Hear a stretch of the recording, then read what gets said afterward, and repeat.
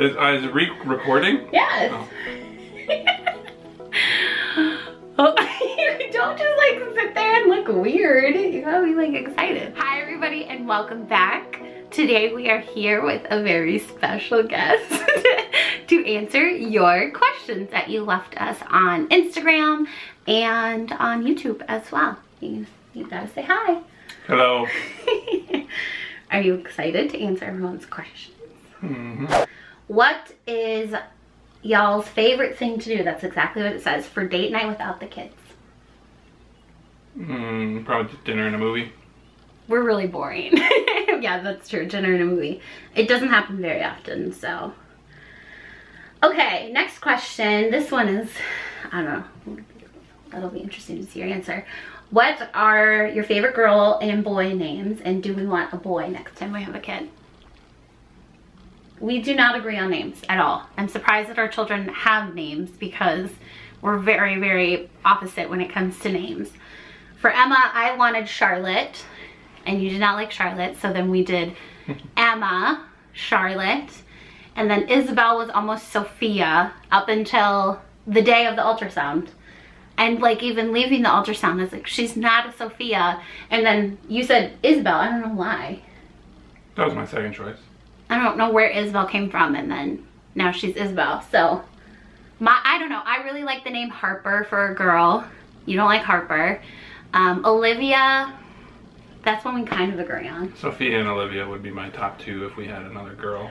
Or he always says Arya, but like from Game of Thrones. I liked it before that, for sure. So boy names, we do have a boy name that we like, but I'm not gonna say it because if we have a boy, then you guys will find out. But the boy name we had picked out for Emma was Noah. I don't think we had one. Well, no, yeah, we did, because Isabel will be what the boy name will be if we have a boy. What? The boy name that we have, that's what we would have named Isabel if she was a boy. Oh, I thought we were still on Noah at that point. No. No? Okay. And then do we want a boy? I already answered this. It doesn't matter to me. I'd like a boy. I would like a boy. Girls too. Obviously, it doesn't matter. You're just going to care about having a healthy baby. But I would hope that next time we have a boy. I hope our third daughter doesn't see this video. How do you juggle two kids, working, school, and having a healthy relationship? Poorly. You gotta answer seriously or people are gonna think that's your actual answer. How do I juggle everything? How do you juggle two kids, working, school, and having a healthy relationship? Do you want me to answer first? Do we have a healthy relationship? I don't know, just... I don't know. You don't think about it too much, I guess. I think at this point, we have such a good rhythm of doing things and we understand each other and when each other needs space or a break. And so just having that, I don't know, knowing of each other helps really make the chaos around everything else not so difficult, because you can know when the other person's like in a bad mood or having a bad day, and then that person can kind of help pick up the slack per se. Does that make sense? Do you agree? I think we're both independent people, so we can, you know, we're both pretty strong. So when something comes up where if I need to do schoolwork, you would handle both kids and keep them away from me, or if you're out of town on work, I then have the task of watching them. Keeping them alive. She might be better at some things than I am, but I think we're both independent, so we can do things separately pretty well, and then when we're all together, it's fun too. So yeah. But most of it's just out of necessity. We don't have another choice. Do you have any date nights or time you can spend together alone? No. Not very frequently, no. When was the last time we were alone? Especially since we moved away from my parents. Yeah. Not often, because we don't really have like a babysitter. So my mother-in-law watches the girls if we go out, and oftentimes she'll only take one, not both. So we'll do something with, you know, whoever we have home. Usually it's Isabel, and she's easy to tote around at this age. But yeah, we haven't really I don't know, remember the last time both of the girls were gone. For like the beginning of the year, we were doing so much moving and packing with selling the house. And so my mother-in-law was watching the girls a ton at the beginning of the year. And then I think we just kind of felt guilty after that. And so we haven't asked her. But yeah, it's been a while. So I don't know, it's hard to actually like find time to go outside of the house, just the two of us together. Do we plan on adopting? No, that's my answer. No, we don't. I think adoption's beautiful, but it's not something that I feel like is right for our family. If we found out that we couldn't have a third, would you want to adopt a third? I don't think with our life that we could right now. I would feel like if I want to adopt a child, like I'd want, you never know the circumstance of what you're bringing in, going to be brought into. And so I feel like it'd be better to make sure that you're home to invest that time. And I think with my career and your job, that it's just harder to probably bring a child into that's coming from a home that's... So you're okay with abandoning the biological third child? But not no, it's different, okay? I know they have a stable home. They're not coming in with a prior difficult life necessarily. I would be fine with adoption if that's our only option. If we had a ton of money, I would totally adopt. Love to hear how you guys budget, methods on budgeting and finance. He does all the money. I don't think we really have a method. Yeah. We talked about finances before you get married, like even when we were dating, like in high school, we talked about if we ever got married, this is how would we do things. I think it's important to talk about that because there's lots of different ways that I know people do money, once they're married. And I think the biggest thing is just agreeing on whatever your choice is and sticking to it. Yeah, we have a household income, so it's all going in the same pot, so we don't...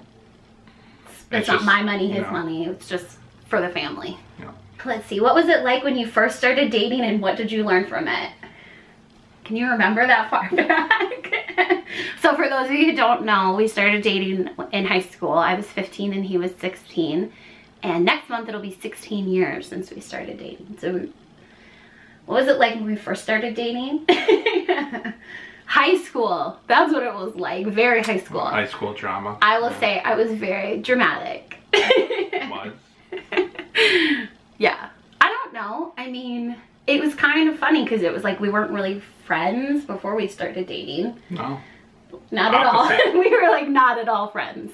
I'll click the little put it in the iCard so you guys can go and see the video where I've talked about that before. She wasn't very nice. Wasn't very nice. That's very true, actually. What did we learn from it?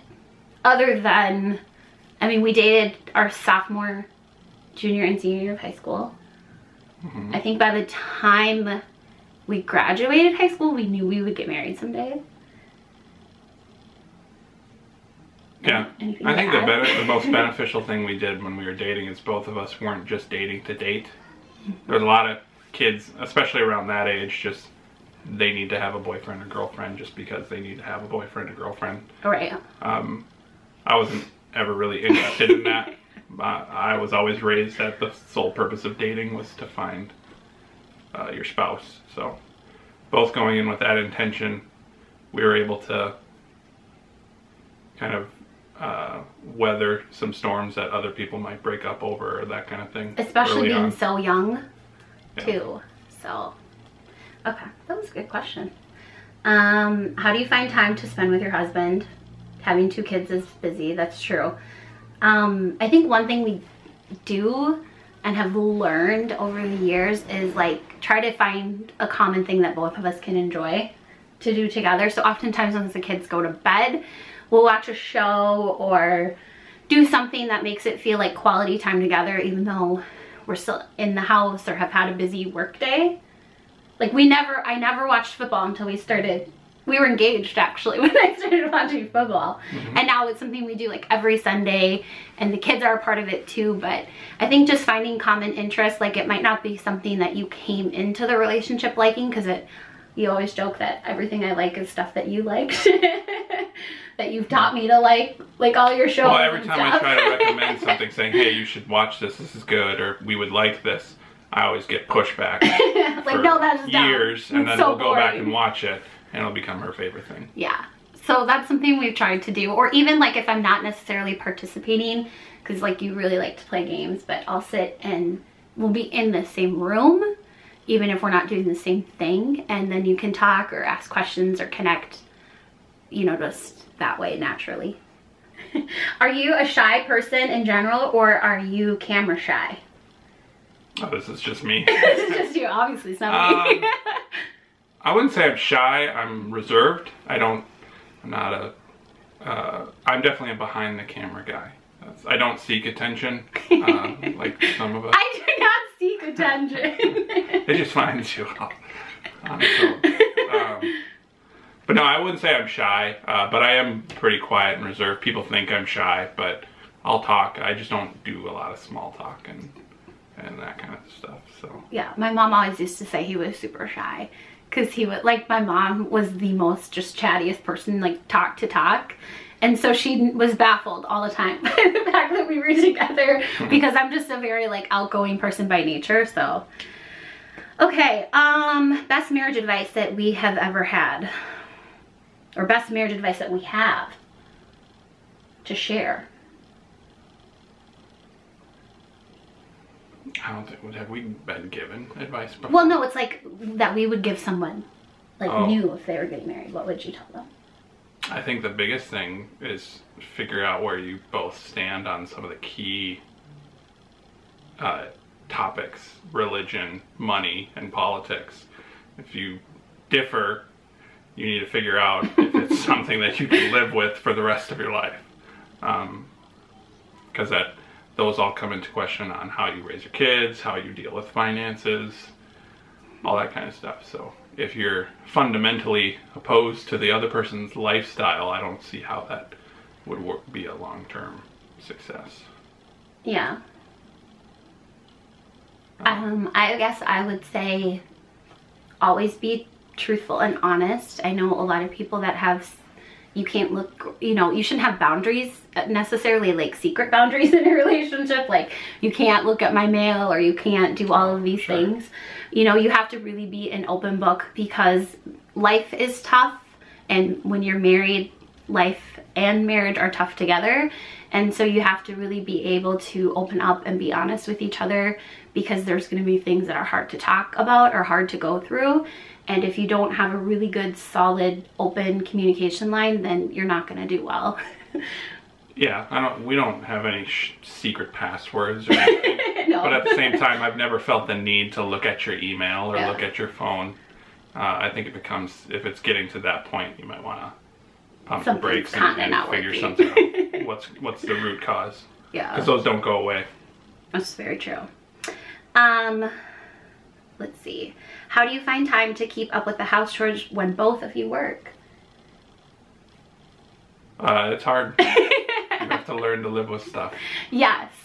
In my last video I talked about this. You have to learn to live with messes, and messes are okay. I think it's prioritizing what needs to be done today and not sweating the small stuff. You're not going to have this perfect, you know, looking house every day, or laundry every laundry is like where I'm terrible. But you just got to find a way to get what's important done for that week, that day, for you and the kids, because not everything's going to get done.